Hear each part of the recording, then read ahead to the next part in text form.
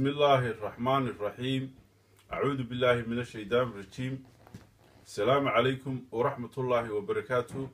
halkan waxaan ka salaamayaa madaxweynaha Jamhuuriyadda Soomaaliland Mudane Axmed Maxamuud Siiraanyo.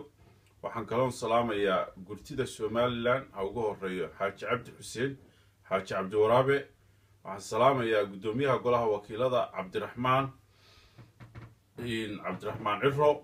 waxaan salaamayaa dhammaan gurtida Soomaaliland iyo wakiilada Soomaaliland. waxaan kaloo salaamayaa shacabka reer Soomaaliland. magacaygu waxa weeye Saciid Xariir Diiriye. waxaan ka hadlayaa magaalada London. waxaan ahay siyaasi sare oo ka tirsan xisbiga Ucud. waxaan doonayaa inaan fariin halkan ku duubo oo aan u diro gurtida Soomaaliland. fariintaas oo ah halka ama xal u helidda khilaafka soo dhex galay wakiilada. waxay ila tahay gurtida, waxaan doonayaa inaan gurtida marka hore idhaahdo gurtida waxaa looga fadhiyaa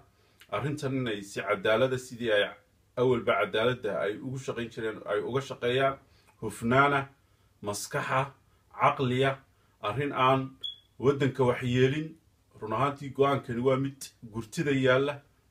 waa mid looga baahan yahay inay gurtidu xaliso, si degdegana u xaliso. anigu shakhsi ahaan waxaan soo jeedinayaa xalkan aan u arkaa inay ku jirto in Cabdiraxmaan Ciro la siiyo muddo 6 bilood ilaa sanada doorasho baarlamaan la qabto. doorasho baarlamaan marka la qabto, xildhibaano dhaarsan oo dalka iyo dadkaba u dhaarsan oo dalka danaynaya oo ka dhaartay inaanay laaluush qaadan,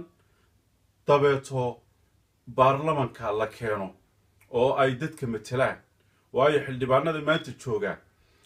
rag badan oo wanaagsan way ku jiraan, rag badan oo ilaahay ka baqaya way ku jiraan, rag badan oo aqoon leh way ku jiraan, gurtidana way ku jiraan. laakiin waxaa jira rag badan oo aan aqoon badan lahayn, aqoontii baarlamentariga lahayn, aqoontii diinta lahayn, aqoon shakhsiyad lahayn, aqoon akademiga lahayn. run ahaantii xoogaa googa ah ama shilimaad yaroo la siiya ay kala weyn tahay danta guud ee dalka iyo dadka. marka anigu waxaan ku soo jeedin lahaa arrintu halka ay taagan tahay waxa lagaga gudbi karaayo keliya wixii hore ee dhacay ha dhacaan, wixii la kala saxeexay ha la kala saxeexo. laakiin wixii imika ka dambeeya in loo diyaar garoobo doorasho baarlamaan intaana Cabdiraxmaan Ciro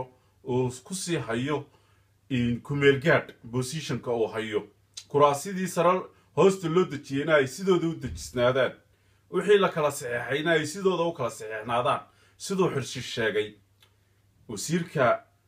xoogga weyn ee la yidhaahdo Xirsi ee wasaaraddiisa, run ahaantii ay wasaaradiisu markay tiro beeleen ay 12 marayaan oo cid alla cid xisaabisa aanay jirin. siduu sheegay wuxuu sheegay 41 sharci oo isagu gacanta ku samaystay inuu ka fushaday 3 sano la soo dhaafay baarlamaanka Soomaaliland. taasi waa deelqaaf bay baarlamaanka ku tahay, dambi bay ku tahay, sharci darro weeyaan. xoolaha resourceska dalka iyo xagtooyada ummadda baarlamaanku inuu dowladda ka hor istaago weeyaan ka qabto, maaha inuu u saxeexo oo wax walba maxaan ku idhaa dowladdu ay la timaado u saxeexo. baarlamaanku waa inuu dadka matelaa, maaha inuu dowladda madaxa u salaaxo. baarlamaanku maaha inuu dowladda laaluush ka qaato, waa xaaraan maqdaca. baarlamaanku maaha waa inuu dhexdhexaad arrinta ka noqdaa, mar walba waa inuu dadka matelaa. sidaa darteed haddii ay dhacaysay inay intay lacag qaataan dabeetana ay dowladda waxay doonaan u ansixiyaan, taasi waa inaanay dib u dhicin. rag badan oon dadka mateli karayn baa wakiilada ku jiro ka buuxa oo yacni waxa weeyaan laaluushku noola. waxaanu jecel lahay haddaanu nahay xisbiga Ucud laantiisa UK in arrintaasi gurtidu ay hoos u eegto, gurtidu aanay dhinacnaba u xaglin, gurtidu inaanay nin jeclaysi raacin, inaanay arrintan qabyaalad u eegin oo la odhan reer dhulbahanta baa la siinayaa positionka ama reer hebel baa la siinayaa. ninka baarlamaanka matelaya waa inuu noqdaa nin baarlamaanku iska dhex doortay, waa inuu noqdaa nin dhexdhexaad ah, waa inuu noqdaa nin aan dowladda u shaqayn, waa inuu noqdaa nin aan dhinacnaba u xaglinayn, waa inuu noqdaa nin danta guud ee dalka oo dhulbahanta leh oo harti leh oo isaaq leh oo gadaguursi leh oo cid walba leh oo Soomaaliland oo dhan leh, nin u taliya oo dhexdhexaad u ah oo miisaan u ah baa la rabaa. lama rabo nin la yidhaahdo waa hebel oo waa reer hebel buu kusoo jeedaa gurtida reer hebel lagu xudxutaa waa xaaraan maqdaca reer hebel in wax lagu kala qaataana waa xaaraan maqdaca waa wixii dadka lagu dagaalamo cabdilaahi suldaan timacadde ilaahay ha u naxariistee 60kii wuxuu yidhi dugsi mala qabyaaladii waxay dumise mooyaan reer hebelnimo inaynu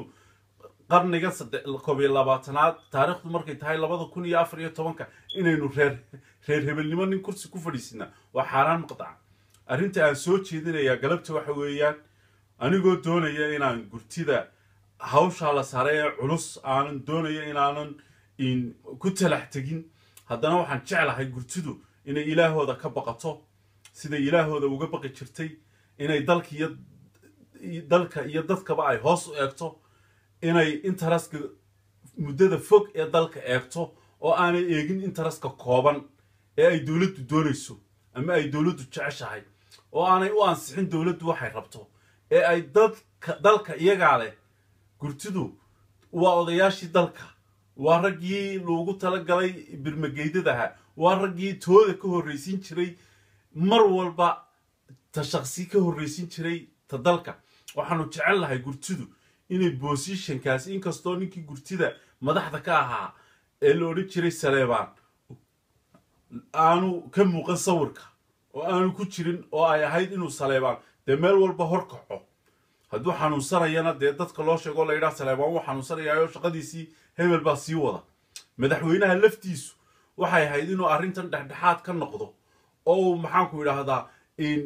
negotiationka ka qayb qaato wadahadallada uu bartanka kaga jiro oo isaga laftiisu uu tiifiyada soo fadhiisto uu dadkii uu matalaya doortay dee uu halkay wax marayaan iyo siday wax yihiin iyo siduu u arko wax dee inuu u sheego annagu xirsi maanu doorane waxaa la doortay madaxweynea la doortay oo axmed maxamed siiraanyo madaxweynihii dalka loo doortay weeyaan xirsi cid dooratay ma jirto cid uu matalaano ma jirto waa ninkaasi madaxweynaha unbaa dee kursi wasiirnimo siiyey weliba awood aanu xaq u lahayn oo fara badan siiyey baarlamankani markaa waa kii ka kantarooli lahaa ee dalka ka qaban lahaa dowladdanun maahae dowlad kastoo timaada iminka waxyaabaha foosha xun ee la sheegaya waxaa ka mida ee laysla dhex marayo in guriga madaxweynaha lacagtii dalka lagu qaybinayo taasi waa xaaraan dalka ingiriiska hadday arrintaasi ka dhici lahayd ragga laaluushka noocaasa qaadanaya baarlamanka ku jira dee maanta maxkamad baa la geyn lahaayo maxaanku yidhahdaa hadduu eebba kuu roon yahay jeelashay ku jiri laayeen corruptionka iyo musuq maasuqu waa waxa ummad baabiiya waa waxaanu ilaahay jeclayn waa waxaanay diinteennu jeclayn waa waxaanu dhaqanka u wanaagsanayn waa waxaan meel laba gaadhin dalkaaga inaad shilimaad ku iibsato xoolahan la qaybinaya waa xoolihii dalkaaga dowladdu ma laha axmed maxamed siiraayo gurigiisa kala mu iman waa cashuurtii dalka laga ururinayo wixii caalamku siiyey somalilan sidaa darteed gurtidu waaw rag wadada bay u badayeen xaaji cabdi xuseen 117 buu maraya cimrigiisu intuu gaarina ilaahay baana maxaan ku yiraahdaa inuu caafimaadka iyo cimrigaba u sii dheereeyo u laba laabo ayaanu uga baraynaa isaga iyo gurtida kale ku jirtaba odayaal waxay cunaanna waayimayaan intay nool yihiin waxay cabaanna waayimayaan ta dalka iyo ta danta dalka iyo dadka ha ka taliyaan maanta arrintani gurtiday taallaa gurtidu waa inay maanta arrintaasi aanay intaa in lagu xaglin maxaan ku yiraahdaa dowladda intaa in leegna aanay u xaglin qolyaha kale ee maxaan ku yiraahdaa wakiilada arrintaa intay dhexdhexaad ka noqoto baarlamankani baarlaman oo reedi waqtigiisii dhaafay oo doorkiisii 10 jeer dhaafay oo matali kara dadka maaha sidaan horeba u sheegay rag wanaagsan way ku jiraan rag aad u xunino way ku jiraan sidaa darteed si